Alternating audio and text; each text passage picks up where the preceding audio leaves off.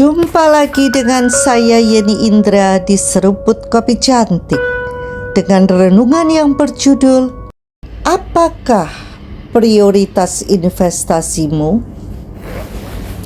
The first investment you have to make is in yourself.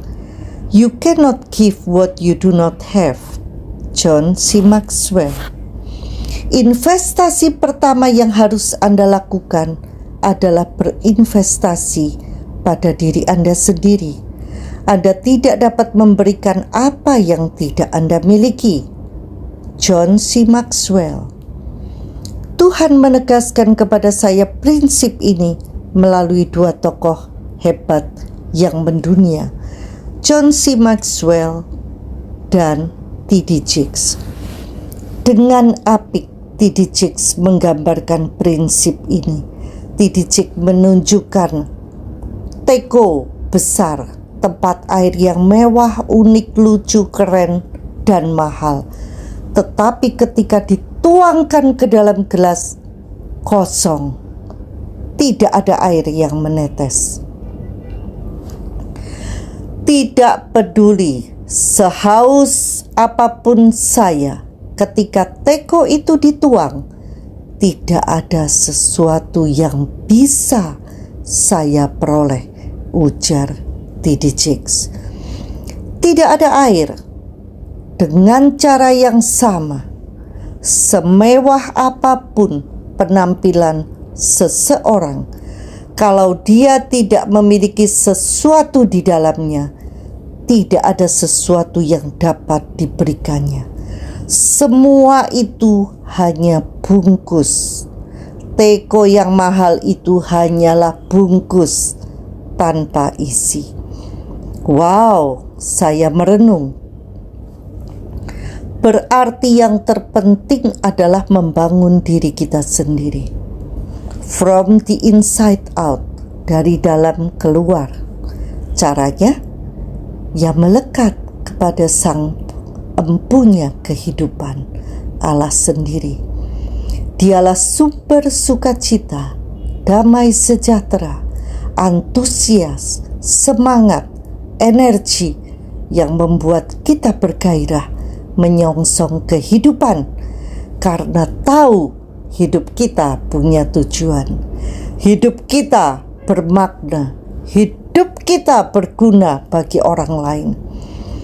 Ketika hidup kita penuh dengan firman, kasih, damai sejahtera, hikmat, jawaban, dan lain-lain dalam hati, maka apa yang ada di dalam hati kita sedemikian penuhnya hingga melimpah memberkati orang lain. Orang-orang di sekitar kita memperoleh jawaban, arahan, dan dipuaskan dengan hikmat yang kita miliki. Uniknya, sebagian orang masih tidak paham bahwa hidup hanya untuk diri sendiri itu menjauhkannya dari kepuasan. Mungkin saja hartanya kian menumpuk. Tentu orang-orang mengaguminya, tetapi berhenti sampai di situ saja. Justru dari hasil penelitian terbukti, harta yang berlebihan menimbulkan iri hati dan persaingan. Akibatnya teman-teman yang dimiliki hanyalah teman palsu. Mereka berteman tetapi saling bersaing pula. Melelahkan, bukan? Kerinduan setiap orang adalah menjadi bagian dari sesuatu yang besar melampaui dirinya dan hidup yang bermakna. Hidup yang bisa membangun dan membantu orang lain. Nah, di dalam memberi itulah kita menerima kebahagiaan. Seorang pria kaya yang merasa hidupnya hampa. Seorang bijak menyarankan dia mengunjungi panti asuhan.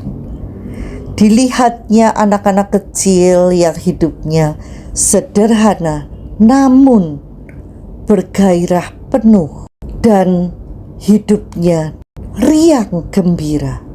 Seorang anak laki-laki kecil menghampirinya, menggandeng tangannya, berterima kasih untuk mainan yang dibawakannya. Matanya yang kecil berbinar-binar dan menyentuh hatinya. Sang pria kaya terharu, binar-binar keceriaan mulai bersemi di hatinya. Ternyata hidupnya berguna. Aku bisa support mereka. Hidupku bermakna, bisiknya dalam hati. Sadarkah kita, apapun yang ada di dalam kita itu terpancar keluar? Nilai-nilai hidup kita mengalir melalui kata-kata, sikap, dan penampilan kita. Dengarkan 10 menit pertama kalimat yang terucap saat kita berjumpa dengan orang yang baru dikenal. Maka kita tahu gambaran siapakah dia. Mengeluh ketakutan atau justru hidupnya begitu aman, penuh iman, dan menyongsong masa depan dengan ceria karena imannya? Identitas kita yang sejati di dalam Tuhan itulah yang membuat kita menjadi pribadi yang utuh. Kasih Allah mengalir melalui kita karena kita terlebih dahulu dikasihi oleh Allah. Rasa aman yang tidak tergoyahkan karena paham betul Allah berdiam di dalam roh kita. Jika Allah ada di dalam kita, siapa yang dapat melawan kita? Kita tidak takut akan kabar celaka, bencana, dan sebagainya. Yakin betul 1000 orang boleh rebah di sisiku dan 10.000 di sebelah kananku, tetapi itu tidak akan menimpaku. Malaikat-malaikatnya berkeliling, berkemah di sekeliling rumah kita. Saat ada masalah menimpa, hatinya tetap tenang. Yang hatinya percaya kepada Tuhan, dijagainya dengan damai sejahtera yang sempurna. Hikmat Allah akan menolongnya menemukan jalan saat tiada jalan. Bersama Tuhan tidak ada yang mustahil. Pemahaman akan identitas diri seseorang di dalam Tuhan memancar menjadi aura atau wibawa Allah. Penyertaan Allah tidak pernah meninggalkan dan membiarkannya menjadi fondasi teguh dalam kepribadiannya.